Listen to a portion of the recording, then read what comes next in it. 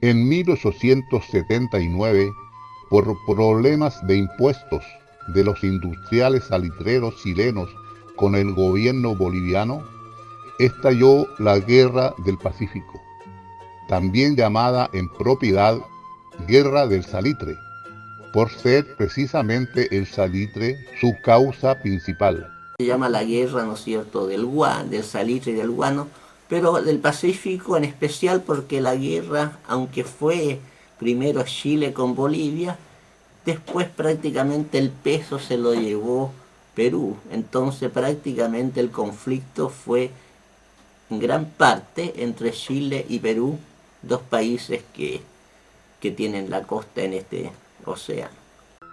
Combatieron, mataron y murieron miles de soldados bolivianos, peruanos y chilenos, para que en definitiva fueran los ingleses John Thomas North y Robert Harris los que adquirieron los títulos de propiedad mediante los generosos créditos que les otorgaron los bancos chilenos Edwards y Valparaíso. Pero también porque se le dio, esta ocasión se la dio el gobierno de ese entonces. Convirtiéndose junto con la Casa Gibbs en los dueños de las mejores oficinas y del control de la explotación en la provincia de Tarapacá. Terminado el conflicto bélico, Chile tomó posesión de los vastos terrenos salitrales de Tarapacá y Antofagasta, cuya explotación entonó en gran manera la flaqueante situación económica del país, llegando a convertirse el salitre en la principal fuente de entrada de dinero a las arcas fiscales, como lo es hoy el cobre. Desde esa perspectiva, el salitre fue un recurso, el salitre y yodo fue un recurso económico muy significativo para Chile. Incluso algunos autores consideran de que fue la base necesaria para la industrialización que Chile comienza a vivir a partir de la década de los 30.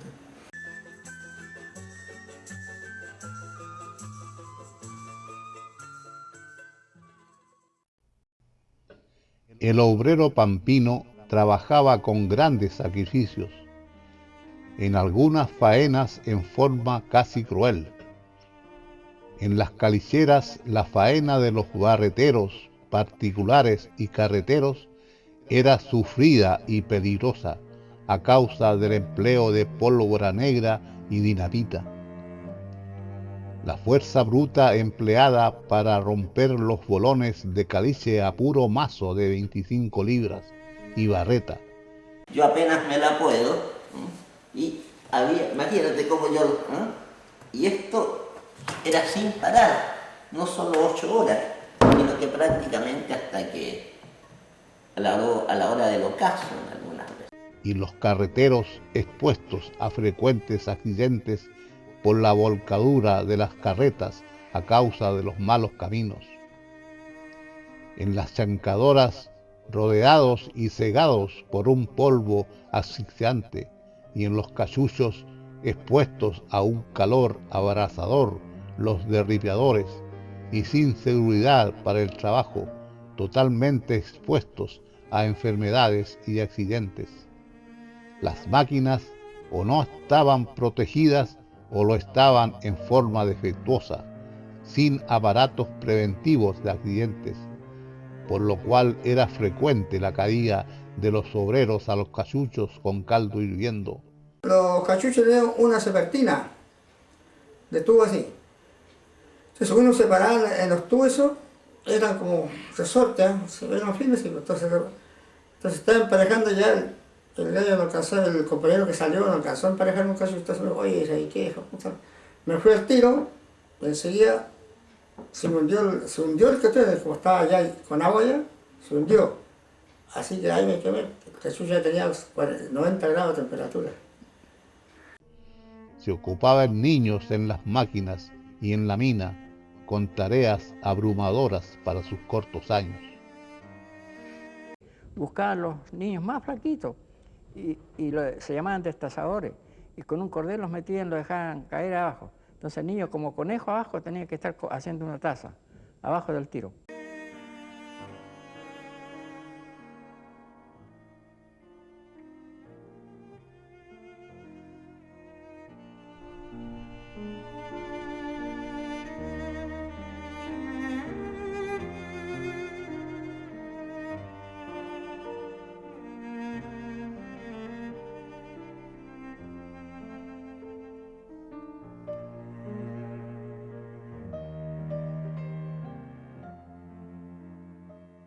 En 1890 comienza la lucha reivindicativa de los pampinos ante los abusos de los empresarios salitreros. Peticiones, huelgas y represiones son los hitos de esa actividad de lucha social que se desarrolla en la Pampa salitrera. Las luchas sociales en La Pampa comenzaron desde yo diría, especialmente a partir de la expansión del nitrato, cuando comienzan a organizarse los obreros en este tipo de organizaciones mutualistas primero, mancomunales después, el Partido Demócrata o el Partido Radical y posteriormente el Partido Obrero Socialista y otros, ¿cierto? Van facilitando, también el movimiento anarquista, van entregando elementos de crítica social, también la educación. Los obreros se organizan en gremios, nacen las mancomunales de trabajadores y después el partido de Luis Emilio Recabarren. Mucho antes que la participación del señor Recabarren, tal como los obreros que dirigieron la directiva que tuvo como consecuencia final la matanza del Santa María, ellos son también precursores de esta actividad anterior a don Emilio Recabarren. Son los años de la llamada cuestión social en Chile, donde no hay legislación social obrera alguna. No había leyes sociales, solo cuando, el año 25, 26 con el presidente Alessandri, es cuando vienen ya las leyes sociales en nuestro país. En 1890, cuando habían transcurrido 10 años de la ocupación chilena de Tarapacá y durante el gobierno del presidente Balmaceda, estalla un gran movimiento obrero en Iquique. Creo que un punto de inflexión lo marca la huelga de Iquique de 1890. Creo que esa huelga marca aquí un momento muy importante de la reivindicación obrera salitrera, entendiendo por salitrero no solo la Pampa salitrera, sino también la costa. Que se vio paralizado por una huelga general, la primera huelga de Chile. El movimiento se extendió a toda la Pampa, donde hubo saqueo de pulperías que eran el símbolo de la explotación capitalista. Tropas de refuerzo llegadas por vía marítima permitieron restablecer el orden en la convulsionada provincia de Tarapacá. En 1891 sobreviene la guerra civil, provocada por los parlamentarios confabulados con los salitreros en contra del gobierno de Balmaceda, que quería nacionalizar el salitre. Balmaceda, él fue el primer presidente de Chile que visitó nuestra zona, Balmaceda. Y él tenía intención de desplazar a los ingleses, porque se habían hecho daño a través de estas compañías que formó North. Entonces se había hecho dueño.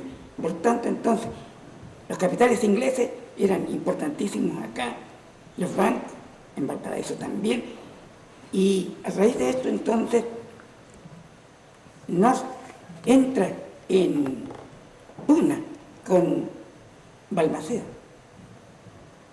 Agentes del Congreso incitaron a los trabajadores pampinos a oponerse al presidente a raíz de la matanza en la oficina Ramírez el 4 de febrero de 1891, ejecutada por tropas gobiernistas. El 11 de febrero de 1891, los barcos controlados por el Congreso se dirigieron al norte del país y ocuparon militarmente las provincias salitreras de Tarapacá y Antofagasta. Con el respaldo financiero de los grandes capitalistas del salitre y reclutando a obreros de las oficinas salitreras, la escuadra se preparó a invadir la zona central del país. Fueron obreros salitreros los que combatieron con gran arrojo en las sangrientas batallas de Concón y Platilla, ganadas por los facciosos, entre los cuales se contaban Pedro Montt, Rafael II Sotomayor y Roberto Silva Renard, lo que obligó al presidente Balmaceda a renunciar y poco después a suicidarse, instaurándose entonces la República Parlamentaria en Chile desde 1891 hasta 1925. Triste periodo en que los parlamentarios coludidos con los empresarios salitreros traicionaron a los obreros que habían combatido a su favor, protagonizando las más terribles masacres de trabajadores de la historia de Chile.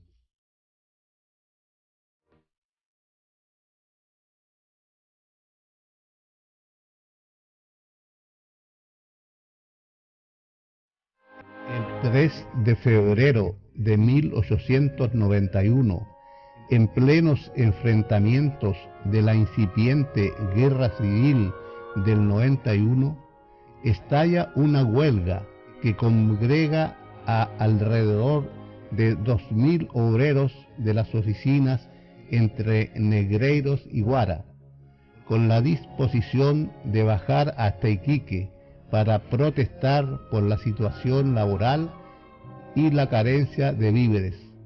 El malestar obrero ya venía del año anterior, con la huelga general de Iquique, ¿cierto?, de 1890.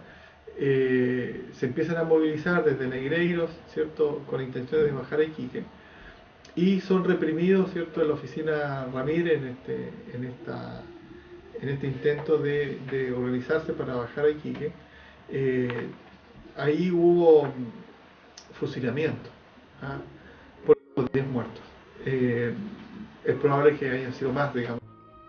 El 4 de febrero, mientras los trabajadores se encontraban esperando en la oficina Ramírez, al sur de Guara, el intendente regional, temiendo una toma generalizada de Iquique, saboteó la movilización, enviando alrededor de 200 soldados provenientes de Pozo Almonte contra ellos, los que abrieron fuego sofocando las manifestaciones.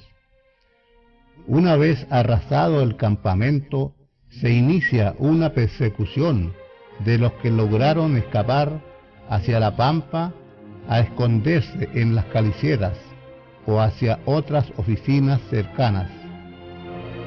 En esta matanza de la oficina Ramírez murió un número indeterminado de obreros. Al menos 8 de ellos fueron vilmente fusilados, acusados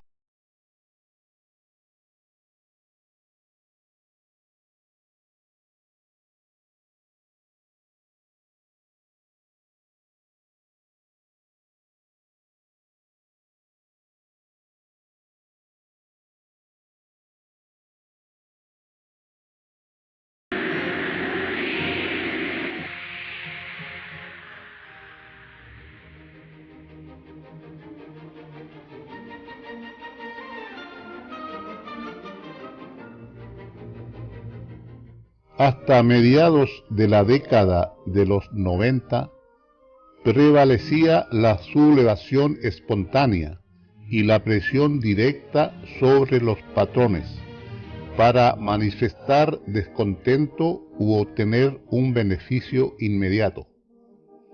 La primera de estas huelgas motines tuvo lugar en la oficina Centro Lagunas, en junio de 1894, debido a un intento de rebaja de los salarios y un aumento simultáneo de los precios en la pulpería. La movilización asumió las formas más tradicionales: amotinamiento, destrucción de bienes de la compañía, saqueo, violencia.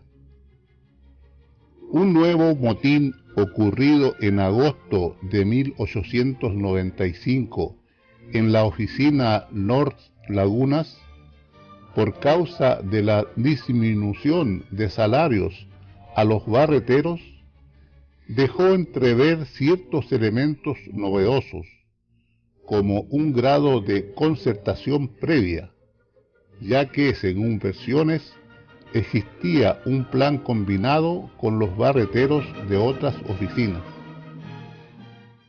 Las principales causas del malestar obrero en La Pampa eran el régimen de la ficha salario, el precio excesivo que los pulperos fijaban a los artículos de primera necesidad, la desvalorización de la moneda y por tanto de los salarios. Las pulperías, primeramente.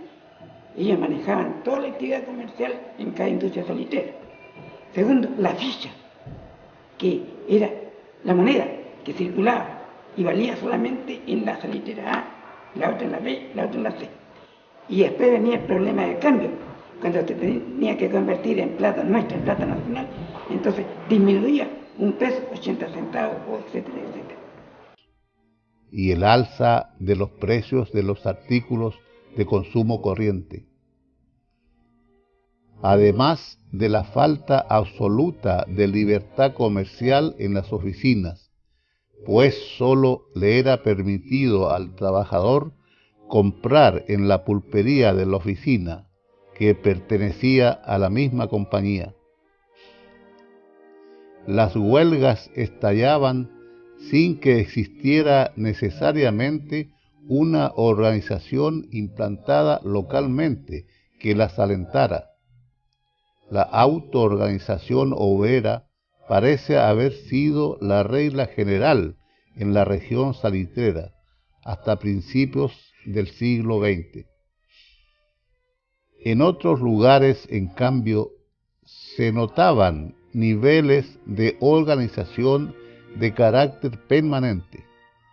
En el puerto de Iquique existían gremios de trabajadores que tenían 10 o más años de historia y se constituían otros alentados por la Sociedad Mancomunal de Obreros. En la misma provincia de Tarapacá, las luchas populares podían adquirir características bastante diferenciadas, especialmente entre La Pampa y el litoral.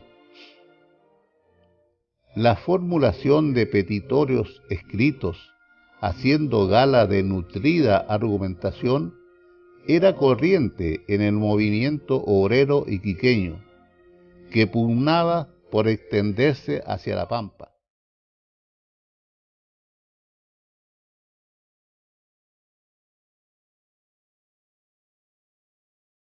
En 1907 la solidaridad pampina se fortalece y comienzan a desencadenarse hechos que tiñen de sangre la pampa y el puerto.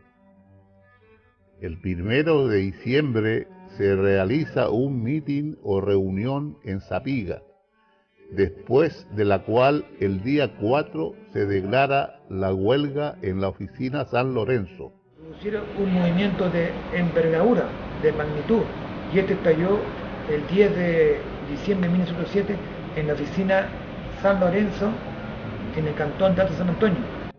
El día 5 paralizan las faenas en la oficina Santa Lucía.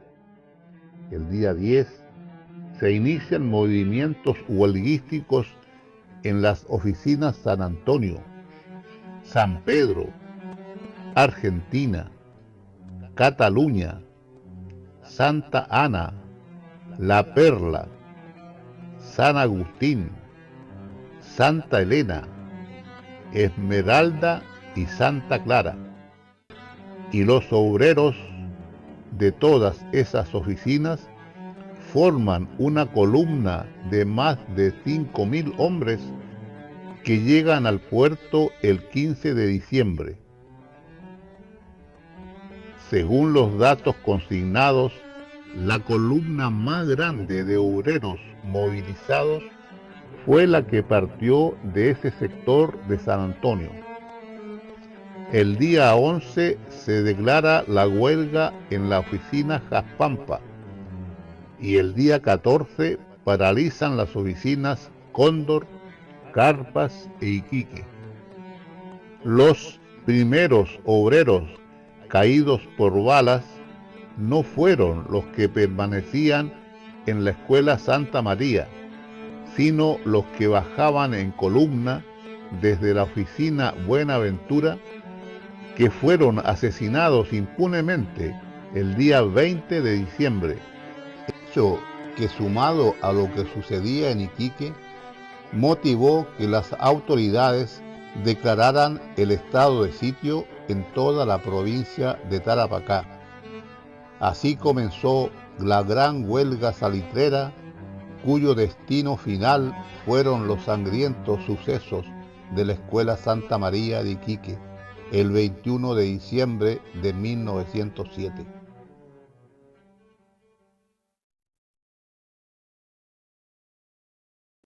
Georgina Gubbins, niña irlandesa, relata a su abuela en carta escrita el 23 de diciembre de 1907, 2 días después de la masacre, los sucesos de la Escuela Santa María. Como un lejano zumbido, los hombres bajaban por la pampa. Habían muchos hombres, mujeres y niños, abuelas y abuelos. También traían sus perros, que corrían por entre medio de sus piernas, como sabiendo que participaban en un importante acontecimiento. Las mujeres venían con canastas, ollas y cucharas, los bebés contra el pecho y los hombres con sus hijos más pequeños sobre los hombros. Hacía mucho calor en esos días. La Camanchaca no trajo su alivio habitual. El calor reposaba sobre la ciudad como una manta pesada. Pasaban los días y, a pesar de la cantidad de gente, había un aire de esperanza. Según Juan, los pampinos dijeron que iban a esperar hasta que sus peticiones fueran aceptadas. Querían cambiar muchas cosas, abuela, como por ejemplo, eliminar las fichas, tener escuelas en la tarde y mejor atención médica. Pero les fue mal. Llegaron las tropas, las autoridades se asustaron. Hubo peleas seguidas de gritos y disparos. Abuela, finalmente los pampinos no volvieron a la pampa. Los mataron con sus escopetas y los gritos que aplastaron a la ciudad fueron reemplazados por un llanto profundo, desesperado, como los de un perro enjaulado. Tantos muertos solo por querer vivir mejor. Todavía el aire huele a pólvora y a miedo. No se preocupe por nosotros, estamos bien. Adiós, querida abuela. Escríbame luego. Su nieta Isabel.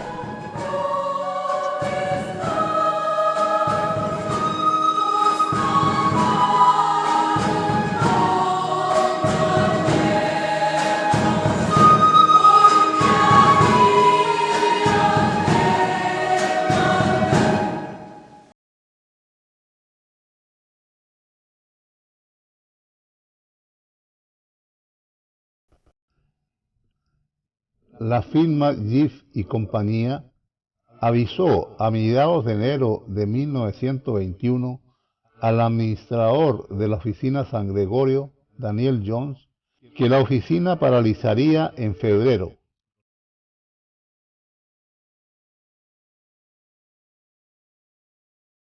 Los obreros se concentraron en la plaza con la firme decisión de no abandonar la oficina mientras no se les cancelara el desahucio.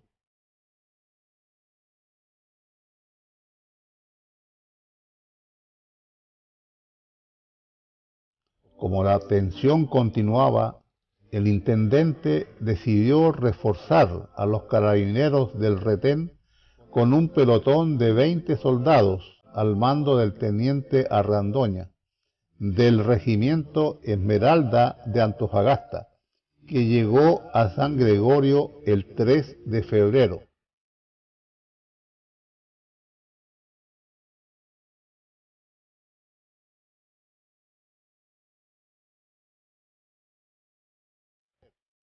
A las 5 de la madrugada, el teniente y su tropa recorrió el campamento, anunciando que a las 7 un tren los conduciría hasta Antofagasta, encontrando tenaz oposición. A las 13:30 partió otro tren con las familias de algunos empleados.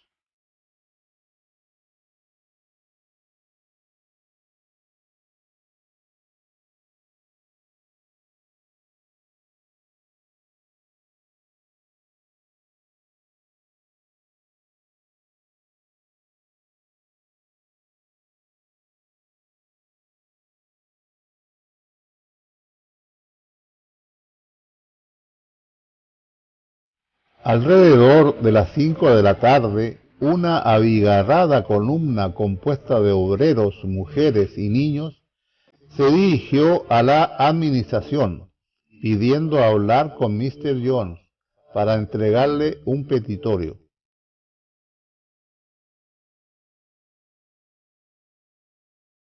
El administrador se hizo acompañar por los tenientes Argandoña del Ejército y Gainza de Carabineros. Como los manifestantes seguían avanzando, Argandoña les ordenó no atravesar la línea férrea que cruzaba el lugar, lo que no fue acatado. En ese instante comenzaron los disturbios. El teniente Argandoña dio orden de disparar, desbandándose los manifestantes hacia el campamento, pero los más audaces enfrentaron a la tropa. Argandoña, herido en la mano izquierda, se refugió en la oficina de contabilidad, disparando desde una de las ventanas. Los ánimos de los obreros se enardecieron al ver caer a sus compañeros, y tras derribar la puerta de la oficina de contabilidad, se alzaron sobre Argandoña y lo sacaron a la fuerza, ultimándolo frente a la pulpería con una barreta de fierro, dándole muerte. El administrador John, que había huido hacia el campamento, fue reducido y ultimado por los obreros, falleciendo después cuando era llevado a Antofagasta.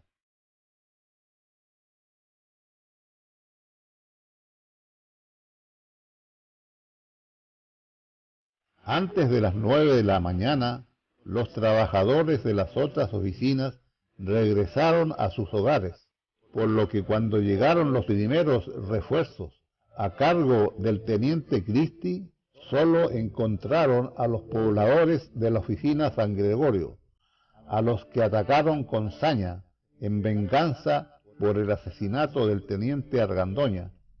Según el historiador Luis Vital, el resultado fue de 65 obreros muertos y 34 heridos.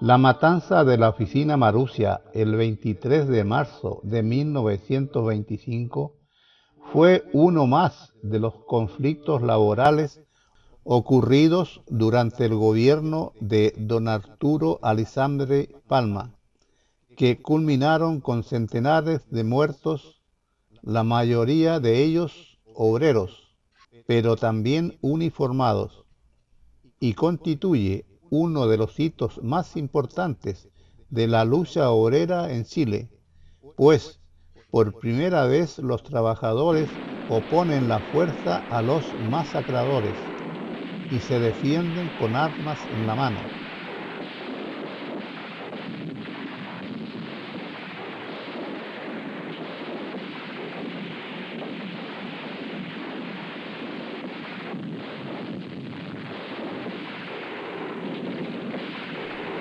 Pocos son los que conocen este episodio, probablemente el más sangriento y cruel de los movimientos sociales en nuestro país, en que un fusilamiento colectivo cerró el episodio.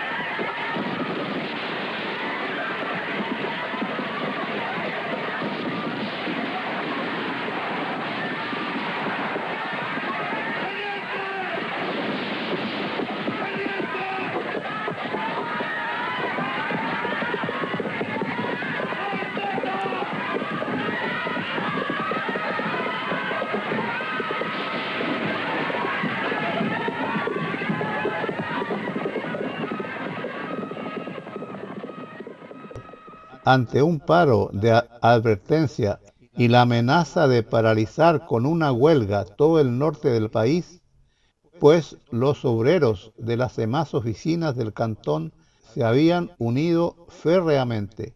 El gobierno envió tropas a sofocar las rebeliones. Después de lo ocurrido en San Gregorio, 4 años antes, en 1921, Marussia se vislumbraba como la próxima advertencia de sangre del gobierno para todos los cantones saliteros.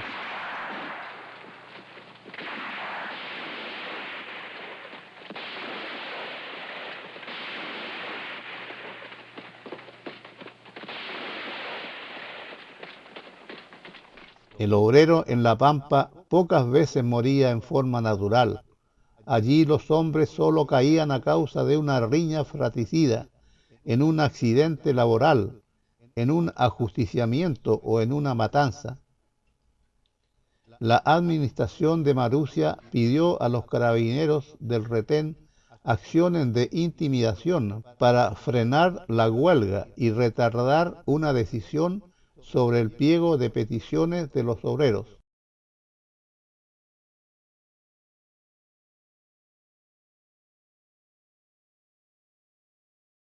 El escarmiento general que se proyectaba realizar en Marussia estaba destinado a paralizar la lucha social en todos los cantones saliteros. De este modo se puede decir que el triunfo de esta valiente batalla para conseguir definitivamente las mejoras sociales y laborales que pedían los trabajadores salitreros comenzó en Marussia, para terminar finalmente con la matanza en La Coruña. Escuchemos lo que dice respecto a esto un sobreviviente de La Coruña. El año 1925 fueron los caídos de Marussia. Entonces, junto al Partido Comunista, empezaron con fuerza. Jefe a Rosario de Guara y actuaron. Fueron enviados del regimiento de lanceros de Arica. Dice que estaban organizados. Todo comenzó aquí en Marusia. Fueron a Guara y estalló La Coruña, donde estaban mis compañeros. La gente de Guara eran llevados en carreta donde corría la sangre y luego lanzados en un pozo donde todavía están. Nosotros solo queríamos el pan para nuestros hijos. Ellos no querían eso. La empresa no quería que nuestras vidas cambiaran. Esa fue la causa de la guerra de 1925. Nos querían tener como muleteros, como gusanos. Ellos querían manejarnos. A la medianoche los sacaron de sus casas. Era un solo llanterío. Las niñas se lamentaban. Los hombres fueron llevados delante de Rosario Guara. Ellos hicieron una cruz, la cruz del gallo, y allí estaban los cadáveres.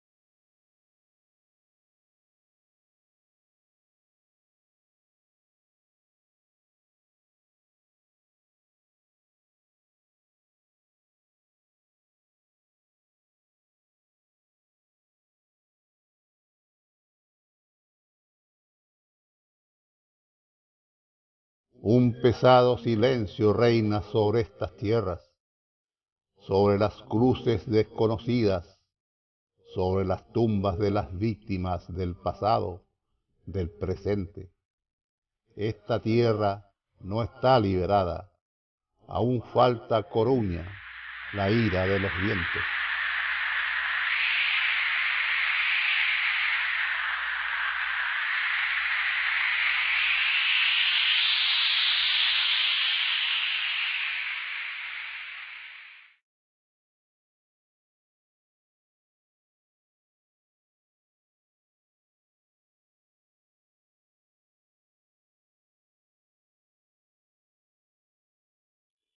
Un silencio sepulcral hace eterno el tiempo en el desierto, tan solo interrumpido en las tardes por las ráfagas de viento que se cuelan por entre las ruinas olvidadas de La Coruña, mezclando cual fantasmales ecos los gritos y las voces de tantos obreros, mujeres y niños cobardemente asesinados en sus vetustas calles.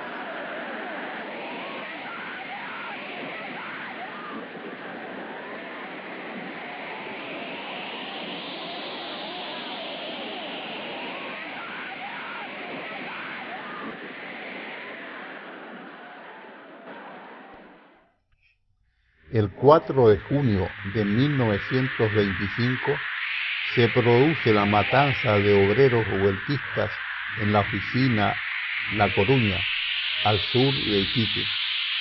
¿Cómo se desarrollaron los hechos en La Coruña? Escuchemos a un sobreviviente de la masacre. Soy uno de los ancianos que aún quedan con vida. Estuve en todas las oficinas. En San Antonio, estuve en La Coruña. Fue una masacre. La gente traída del norte y del sur. Llegaron en verano a la mina de Paposa a trabajar.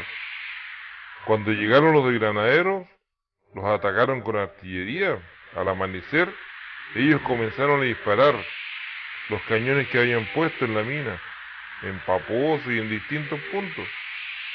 Luego fueron a San Antonio, Barnechea y más arriba.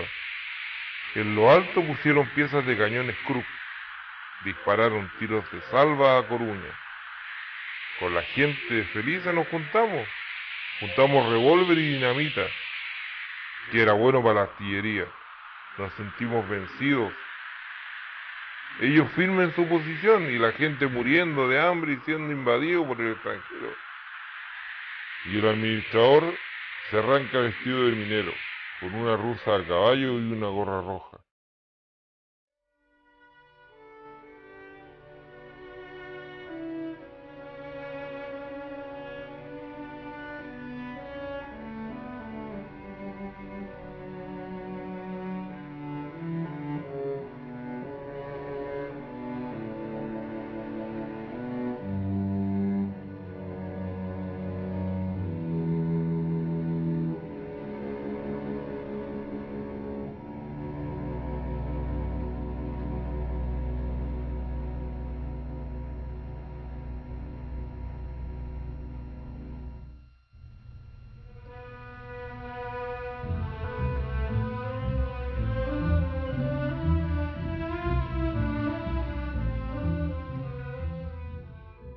La Coruña fue la dramática inmolación que el sistema exigió para recién reconocer los derechos de los trabajadores, implantándose por primera vez en Chile las leyes sociales que lo favorecían.